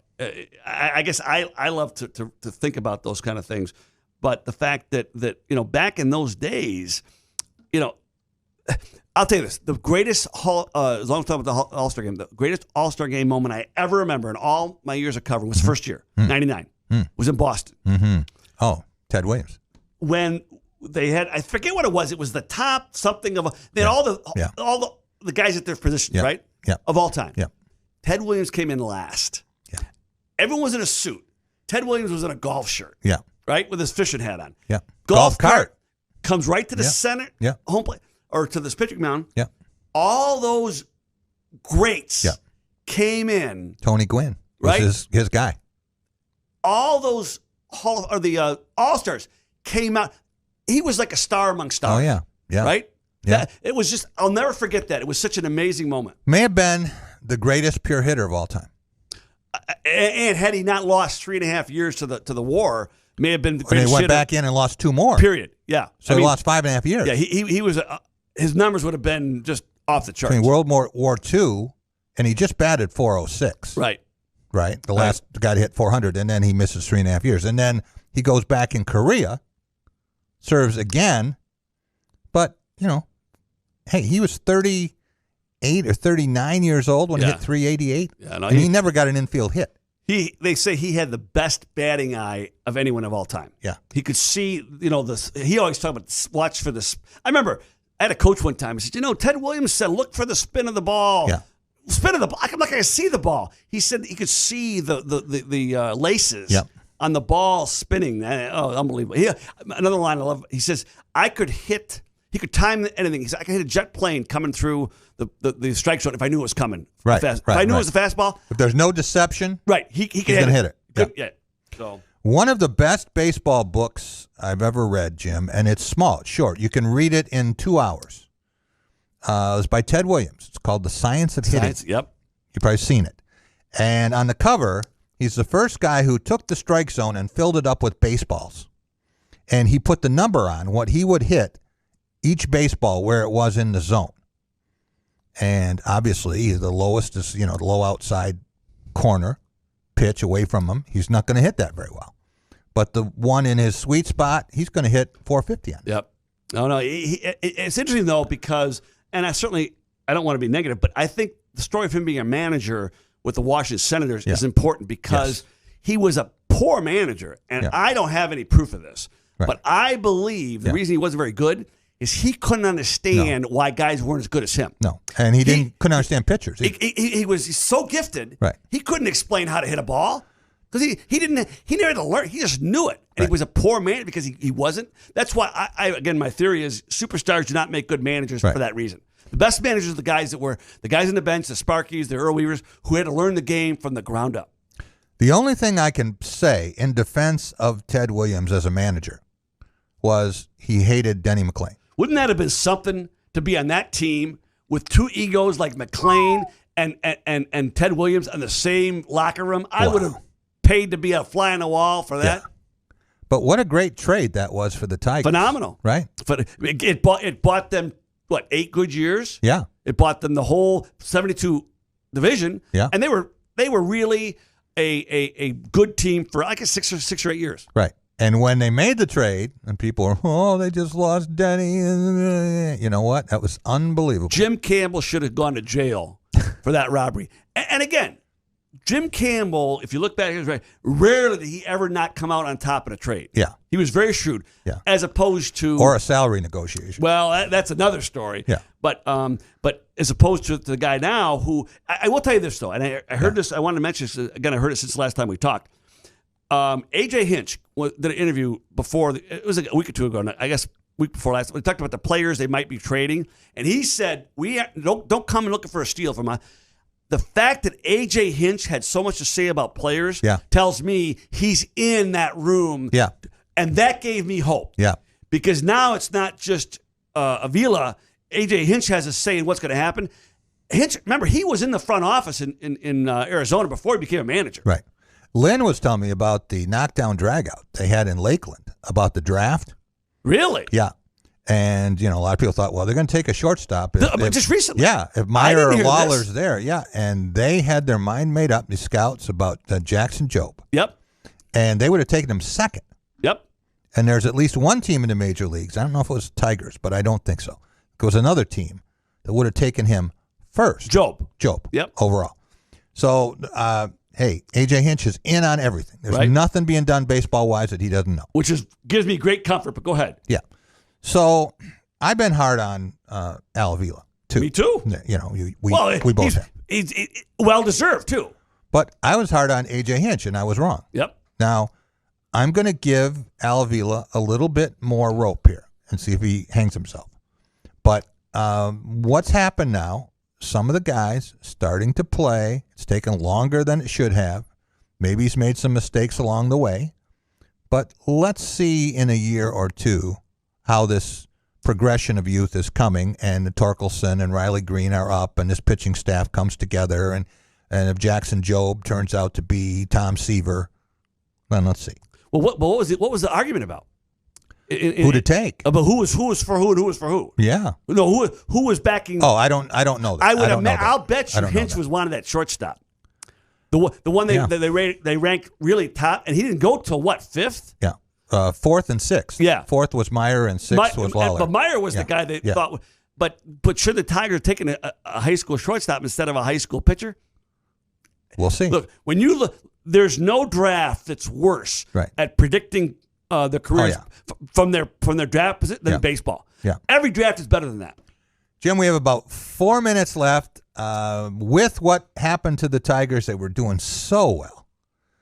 And I think they were 40-47. Had they swept the Twins, it had come out 2 games behind 500 at the break. Yeah. And then it doesn't happen. And, now you've got heading into post-All-Star break, everything going on there. What do you make of this team? Lynn said they'll play 400 ball the rest of the way. Lynn's a smart guy. My heart says better, but their schedule's much weaker in this next month and a half. That's for sure. Right through August, it's much better than it was the month and a half before. But they're going to start holding back Mize on the innings. They're going to start holding School back. We still don't. They just put Spencer Turnbull on the longer disabled. So there's a lot of factors working against them. If they end up trading Scoop, and I think the other guy is going to be the pitcher, the relief pitcher. Oh shoot, I should have written it down. Those two guys are the most marketable. Fulmer? No, the 32-year-old who's been lights out the last month or so. Help me out, Alex. I don't know what you're talking about. Anyway, if they it doesn't look like they're going to trade Scope. Well, we'll see. Then their offense is that much more diminished. So you're right. There's a lot of factors going against them, but there's no question these last 2 months have been the promise of the future because the future guys are the ones who've been delivering. Yeah, and no one wants Boyd. He's damaged goods. No. Boyd's best hope is he can come back and help the Tigers. Yeah. No, but again, the fact that they're going to start shortening Mize and Skubal and maybe even Manning is not going to help the situation. Right. Those guys are going to be on those innings restrictions, right? Right. Oh, no, they're the inning count. And going back to your point earlier, though, Jack, to me, they're choking down some of this stuff. They're inhibiting some of their... I get it for a rookie. You got an 18, 19, 20, 21-year-old guy. I guess I get but, it. you know, those guys pitched a lot. Mize pitched a ton in college. He wasn't sitting on a bench somewhere, right? Right. So I guess I question sometimes if they aren't too worried about what might happen instead of what is happening. I don't mind them starting with innings restrictions. I mind the fact that they never come off the innings restrictions. Yeah. At what point do you start to evolve to where you don't need so many restrictions, right? Right. No, I agree with that. And again, let's just hope that Jose Cisneros. Yeah. I think he may be the most marketable of all of them. Yeah. But again, I think if they continue to play better, the young guys, it's still not a lost season. No, I think it's a gain. It's better than people thought, and you see signs of progress. And again, you add in a Torkelson, a Green next year to this lineup, right. Get hope. And I think Dingler, I've been advocating him. He may be the first of the three to come up. Well, and they've looked at the guys, and it's the same thing that you liked about the way the Pistons did it. They've said, Jacoby Jones, yep, you're 29. Yep. You're not part of the future. You had your chances here. And there's Buck Farmer should be in that, or Buck Farmer should be in that same camp. There's three or four. Buck Farmer. Yeah. Nico Goodrum, as far as I'm concerned, yeah. if I don't waste another bat on him, Nomar Mazzara. Yeah, Mazzara. Mazzara. Why waste your bats? Give them to these. Let's see if Diaz Cameron can play. Bring Derek Hill up. Let's see if he can play. Yeah. And if they can't, then make a move on. But let's not keep running these guys out saying that the future, and the future's always tomorrow. So what's your number now? They're 40 and 51. What do they finish with? Well, I'm going to stick with. I'm going to add. 71 games left. I think they're going to win. Let's see. I'm going to stick with my 68. I said 68 at the beginning of the year, and I'll stay with that. All right. Because if they win 28 more games, that's not a bad second half. Okay. We will be watching. Real quick, Pistons in the Olympics. Jeremy Grant. Grant's stock continues to go up. Yeah. Right? Yeah. And the fact that they picked the two young guys for the developmental thing, who actually Sadiq Bey played the other night because they're waiting for those guys to come out of the out of Milwaukee and Phoenix. So he played the other night, didn't win, but talk about great experience. And you know what? The Pistons are gaining respect around the league. Do you know what Damian Lillard, Donovan Mitchell, and Sadiq Bey have in common? Something about the draft, I'm sure. Nope. They are 1, 2, 3. I think it's actually Donovan Mitchell, Dame, and then Sadiq. All time in 3-pointers made by a rookie. Oh yeah. Bey had they not had a shortened season this year, he would have broke the record. They said, and if he'd have played that. But I think the fact that they're getting that respect, they're playing at this level. I think Jeremy Grant, Olympic team. Yeah, that's real stuff. Amazing. Real stuff. First player ever to make an Olympic team and never been an All-Star. Right. Never been an All-Star. Well, and how about that? The fact that we this year in the Hall of Fame going is obviously Ben Wallace, who never was drafted. Right. So this is, if the Pistons have a reputation for finding undervalued talent, good for them. Jim, thanks for being with us. And next year you're back at the All-Star game. Jack. I ain't missing it again. And I think I'll see you Sunday, correct? You will. Yeah, I'm looking forward to it. You're on Press Pass Sunday. We don't know who your partner is on the panel yet. We're still looking for another person. You're not scraping somebody up, are you? No. Everybody wants to be on with Jim. You have to go deeper Starr, than me in the barrel? That's kind of scary. You're the eye candy for this group. Yeah, well, that ain't much of a group then. We'll be right back, and we're going to have our British Open preview with Bob Fossum and Burton Smith up next on The Drive with Jack. Call it a sense of purpose, a higher calling, essential to our children's future. We call it our passion at Dean Transportation. We are a family, hardworking folks who for more than 60 years have connected children to learning, schools to our communities, and you to a better career, pioneering the best in health and safety standards because it's simply what we do, because safe student transportation has always been essential. Dean is now hiring community-focused individuals for immediate school bus driver, attendant, and mechanic positions for local schools throughout mid-Michigan. To learn more, visit jobs@dean.com/Lansing. Experienced applicants will receive up to a $750 sign-on bonus. For individuals with no prior experience, Dean will pay you to train. Positions may also allow you to start and stop work from local parking locations or your home throughout mid-Michigan. If you're looking to make the community a better place, we'll put you in the driver's seat. Join the Dean Transportation family today at jobs@dean.com/Lansing. Welcome to Be the Referee with veteran MHSAA official Sam Davis. One of the long-term strategies in the game of football is deception. It has a lot of other names and most often goes these days by the name of trickery. Catching an opponent off guard can break a game wide open, but catching the officiating crew off guard is something you don't want to have happen, or else your big play may be blown dead inadvertently. That's why during the pregame meeting the officiating crew has with each head coach, one of the questions that will be asked is, Coach, do you have any trick plays that we should be watching for? And coaches, who are usually tight-lipped about a lot of their strategies, will be very open and describe in detail anything fancy that's in the playbook for that game. This type of communication gets coaches and officials on the same page and ensures that when trickery comes visiting, only the opponents are surprised. Thanks, Sam. You can be a referee. Go online now to MHSAA.com to register. Be the Referee is a production of the MHSAA Network. Thinking of a new air conditioning unit for your home? Hi, Peggy Doty with Doty Mechanical. A new Carrier high-efficiency AC unit will lower your energy usage and increase your home comfort. Current Carrier Cool Cash offers and available utility rebates mean your savings have never been better. Call Doty Mechanical today at 327-7777 or visit us at dotymechanical.com for your free estimate. For heating and cooling, the names to know, Doty Mechanical and Carrier, turn to the experts. Jack Ebling here with Forest Akers course manager Bryann Harris. Bryann, it's just about time for some new product. You've got them all here at Akers and terrific club fitting. Yeah, we've got some of the best club fitting in the state of Michigan. We utilize the TrackMan technology with all the major brands. So if you're looking for clubs for yourself or that special person in your life, then we're the place to go. Lots of different manufacturers. Lots of different ones from all the major brands, Titleist, Callaway, Ping, and more. So please come see us for your club fitting today. Stop out at Forest Akers. Take care of your golf game.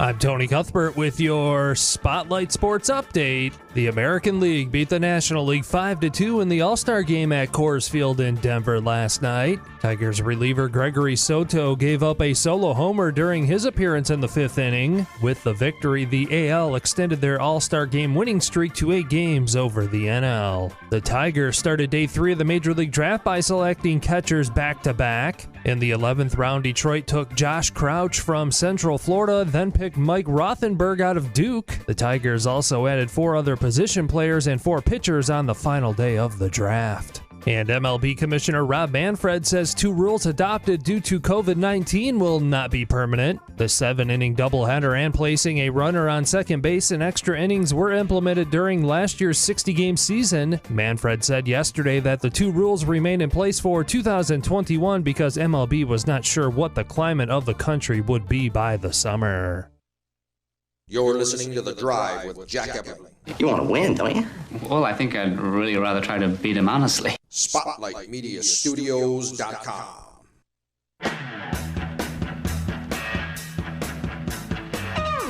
Welcome back. It is The Drive with Jack, the Spotlight Radio Network. Jack Ebling here with my producer, Alex Hewitt. Alex, busy place today.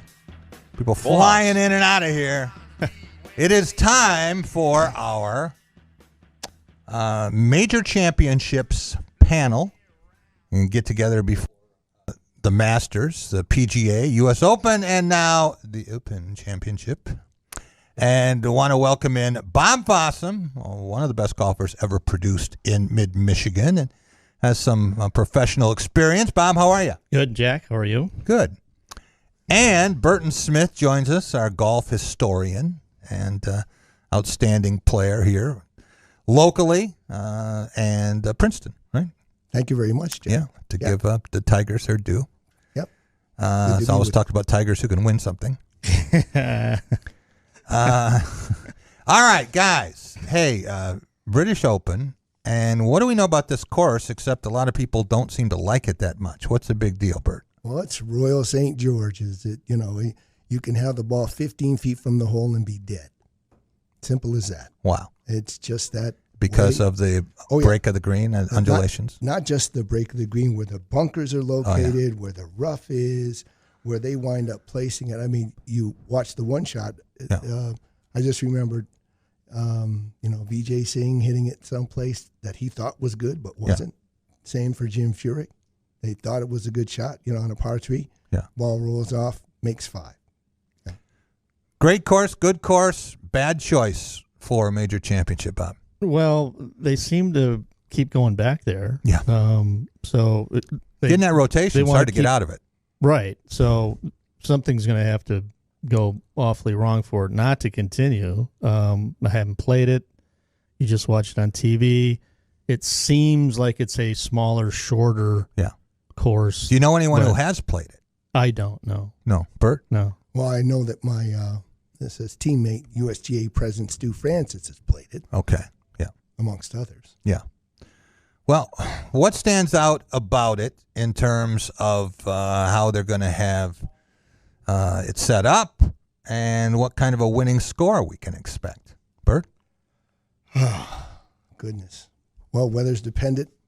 Whether it's not like the U.S. Open, though, normally, where you get 4 or 5 under. You're right there, right? Yeah, I mean, you could. That's pretty much what you're going to see, but from this course. I mean, you couldn't get up to 10 under? You could see 8, 10, 12 under. Okay. Yeah, I could see that. All Not right. too much trouble. Bob, what kind of player excels at a course like this? We know that links golf is a little different. There's a lot more bump and run approaches. It's not the kind of target golf we see here, but who's going to play well on that kind of course? Well, just looking back, 10 years ago was the last time they played there, and your winner was Darren Clark. And Darren was 42. Keep going. Maybe 43 when he won it. Yeah. So Phil was second. But, again, Phil was in his 40s. So right off the bat, you're not taking in I'll get into that when we make picks, because I've got a couple guys that are kind of in that same price range as far as age. But I don't think you can count on any particular game that's played, like long or short, long hit or short hit. Okay. I think it's a free-for-all, really. And I think you probably, if guys are playing well, I would probably go with that, because you can't really go on course knowledge. It's 10 years ago was the last time a lot of guys, a ton of guys, didn't play. So would these guys have seen this course, the ones who are maybe 8 years on the tour, before this week? No. Not unless you played the European Tour, in which case you would. Yeah, I said you would have seen, or you would have at least ways. But the U.S. contingent? No. And I would guess 85% of the field probably hasn't. Yeah. That might not be right, but a majority have not seen or played Royal St. George. I don't think. Yeah, this is like down the list with respect to the courses you're going to play. If you're talking Troon, Royal Portrush, St. Andrews, almost everything that's in the British Open Rota, you're going to play first before you get here, unless you've got a specific week or 2 weeks that you say, hey, let's go play them all. And, it takes a lot of means to do that. Yeah. Is there a way to do that? I mean, is there a tour set up where you can get on every course you'd want to play over there? And the waiting list is 2 years. Is it really? And what's the cost of that?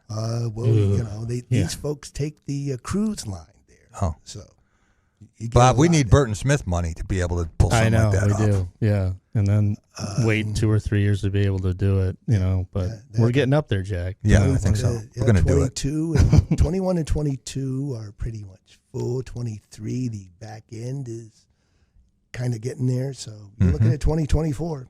So. All right. Based on the U.S. Open, Bert, who gets first pick? Bob Fossum picked Got that John smile Rahm on his right face on. again. I mean, I got him by default. Well, basically, yeah, you know, well, I mean, he was available. I'm like, I'm not going to not take him. Yeah. But the thing but he wasn't my first pick. Yeah, So. well, he was hot, and he wound up being there, and my pick seemed to all of a sudden, you know, the wheels came off the last 9 holes. I mean, I want to talk about that a little bit. Well, you know, Bryson DeChambeau was at a point where, you know, he almost made 1 on 8. Yeah. He was 5 under and looking pretty solid. And then he gets to the back 9 and, you know. All right, I want to talk about this guy, right?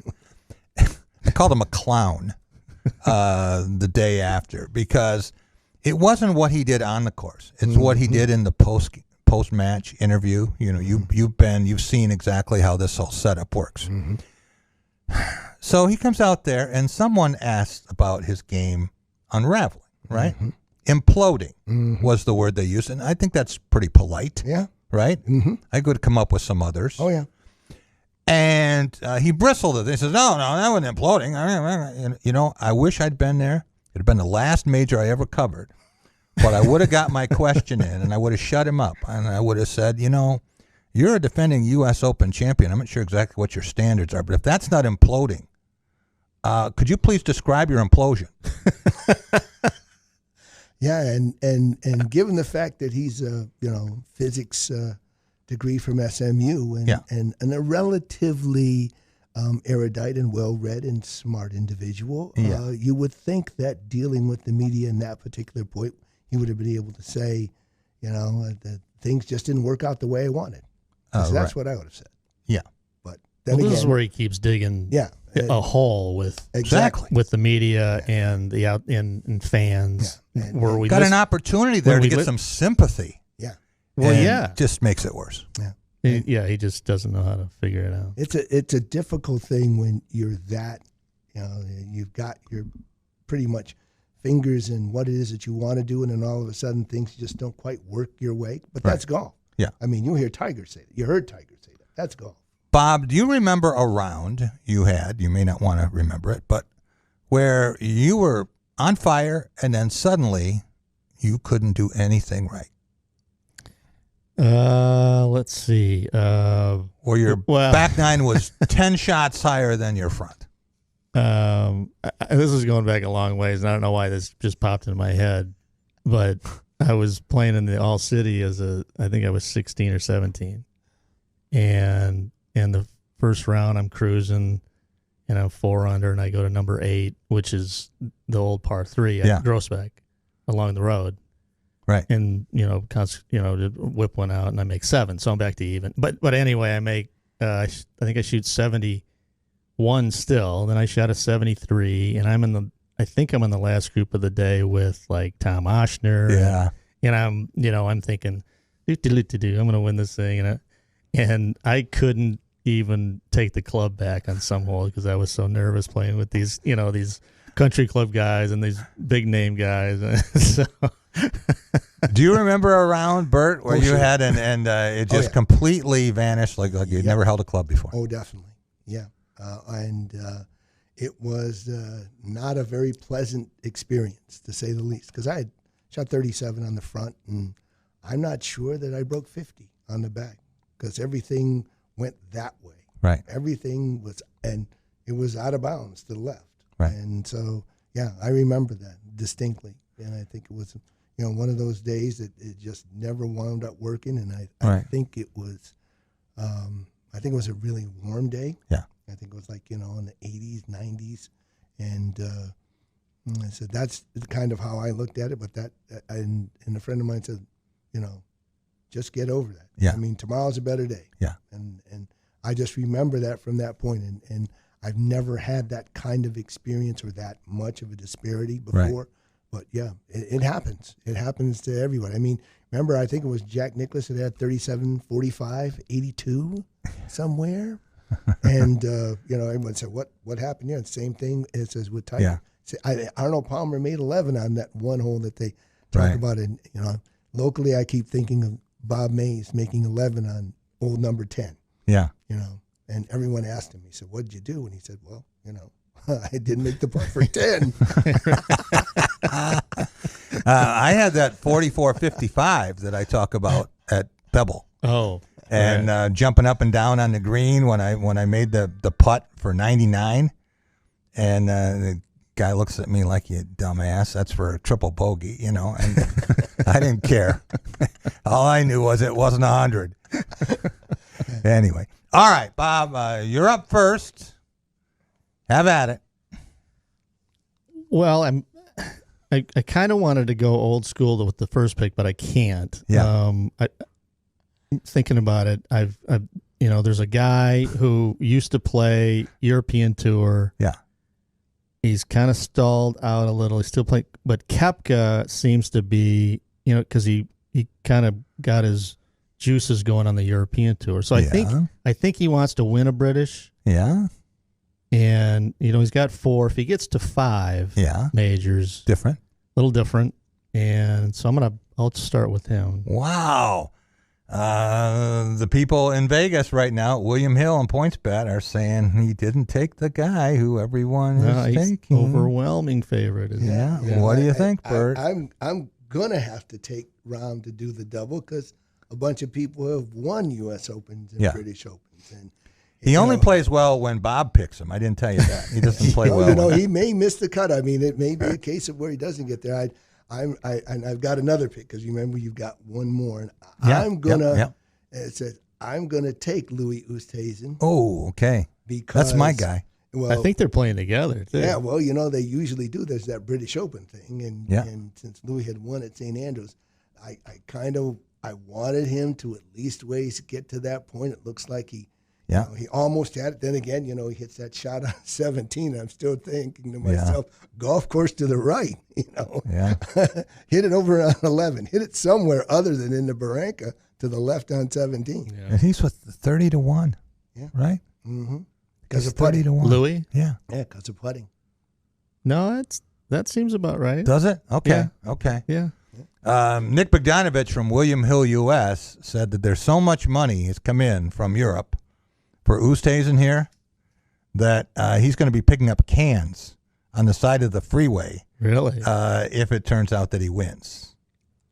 Well, and that's probably why it's 30, because I would have thought it had been a little higher, like at 40 or 45. Really? Okay. Yeah. Well, I misread that green. He's in that mid-30s, hasn't won a second major, and he always seems to be close, but just can't seem to get it done. Okay, so Bob, you have Brooks Koepka, and then we have Jon Rahm and Louis Oosthuizen for Bert. Now you get 2 picks, 4 and 5.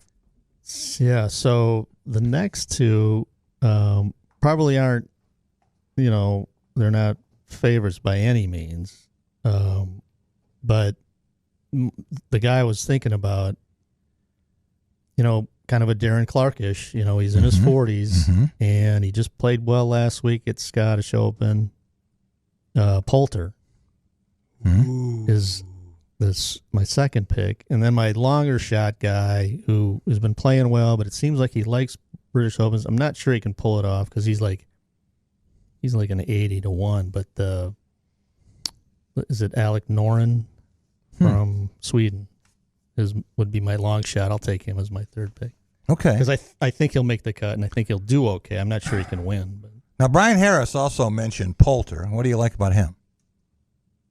Well, it's in England. He's playing well. Ryder Cup year. Well, yeah, exactly. And he wants to get picked again. I mean, and I'm guessing Harrington wants him. So if he has another good showing here like he did last week, I see no reason why he wouldn't have a good week here. And he wants to get picked for the Ryder. Yeah. Okay. I'm going to go with my third pick. Yeah. I'm going to go with recently married, but no one knew about it, Xander Schauffele. Okay. Oh. Okay.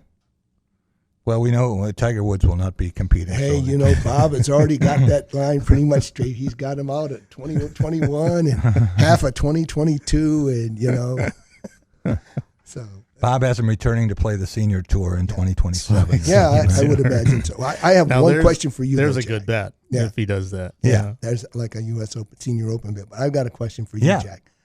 What did you think when you saw in the Scottish Open that guy come out of the gallery and pick up Rory McIlroy's clubs and stand on the tee right there while everybody's watching? I was thinking, I don't know how much money he's going to make for doing this or how much he's going to lose for doing it. But I was wondering about the motivation, whether he'd had a little bit of whiskey beforehand or, just it was a dare. I wasn't sure. Yeah, for me, I thought that was just that specific line that just got crossed. I mean, right after Bryce and DeChambeau was making this big number on the par 5, some guy comes out the gallery and hits a couple of shots into the ocean, and they pretty much tackle him when they see him. And it looked like everybody was so stunned over there at the Scottish that they were like, "Do you actually believe that this is happening?" And the guy goes, "Security. Hey, where's security?" I mean, this guy's here for a good minute on the tee, and I'm thinking, wow, is this some special game? Like the guy says, "Okay, I dare you, absolutely dare you to take Rory McIlroy's club out of the bag. Oh, and on your way out, try to keep his club head covered." Well, no one has taken Dustin Johnson. And I was going to say that he finished second to Darren Clark 10 years ago, so that was a good pick. He's there. And DeChambeau now, is he such a mess? Can't get the... He's like 35-1. Yeah, it's terrible. It's like he's going to get heckled pretty much from everybody. I mean, they're not going to look for his golf ball, like you say. Right. If it goes in the rough, hey, best of luck to you. Yeah. Oh, it's over here. Oh, it is? Okay. Well, we'll tell the marshal. You don't get an extension of your time if someone tells you the ball's where it isn't. Yeah. And you go and look and we just killed a minute and a half of your finding time. That was always the case of where Tom Meek said, when you decide that your time starts, the clock goes from there. And it says, and we decide when it ends. Hey, 2 other things I got for you, gentlemen. We had, with Tom Lang here in our long drive segment, a taped interview he did with Steve Brady from Oakland Hills and the renovations and the desire to get another major championship. Does that happen, and when, Bert? Ooh. They, the members want it. Yeah, yep. And it has a lot of tradition. Yeah. They're saying it may not be long enough anymore, as weird as that sounds. Yeah. From 70 years ago, Ben Hogan and the Monster. I think that they do wind up working it in some way, shape, or form, that Oakland Hills will get that. I think there's too much PGA history there. I think there's too much USGA history there. Yeah. I think, Nicklaus and Palmer both winning senior opens. I'm thinking for sure it gets a USGA event, possibly that. But, for, I said, the regular open, it just may not be long enough. Bob, is it worthy of holding a U.S. Open at this point? I haven't seen the changes. Everything I've heard is tremendous. And if it's USGA involved, I'm sure they'll have a amateur there. Right. Again, like they did in whatever, 2002. Yeah. And or a senior event before they'd have, if they got an open and try to get back in the Rota. I'm not sure that's I would almost go PGA or Ryder. Before a U.S. Open. U.S. Open. Yeah. All right. Last thing, guys. We've got about a minute and a half left. And the match in Montana, did you both watch that? Did you get a chance to see any of that? A little bit of it, right? Okay. So it was Mickelson and Brady, DeChambeau and Aaron Rodgers. Aaron Rodgers has really hit some clutch shots, good shots. Who do you want to see in that match next year? You pick any 4 players. Well, I think we touched on this, maybe even, I'm not sure when, but I wanted Steph Curry to get in there with, and I don't know if it would have been with Tiger or even with Phil. And then I guess I don't mind Brady, but I'm trying to think if there was somebody. But I wanted Steph Curry to get in there for sure. How about Steph Curry and Lee Trevino and move him up, right? Well, Trevino's 70. Yep. Move him way up. He's almost 80. Yeah, I was going to say it's 70-something. Move him way up. Yeah, he is. He'd entertain, though. He would. He definitely He'd entertain. And Steph Curry is enough better than Brady that it would be interesting. Yeah. Okay. I'd say Tiger and Ray Allen, but, that's me. Yeah. Ray, yeah. Yeah. Yeah. You want to see Charles Barkley back in No, definitely not. He's gotten rid of that pitch, the stop on the swing, right? Yeah. It's gotten that terrible. Terrible. Yeah. Thanks, guys. Really appreciate it. We got your Thank picks. you, and Jack. We will crown a winner after the Open Championship. Want to thank all of our guests today. Carlton Valentine talking about the NBA Finals. Tom Lang, Steve Brady, Bryann Harris, Jim Stark. See you tomorrow, everyone. Hi, this is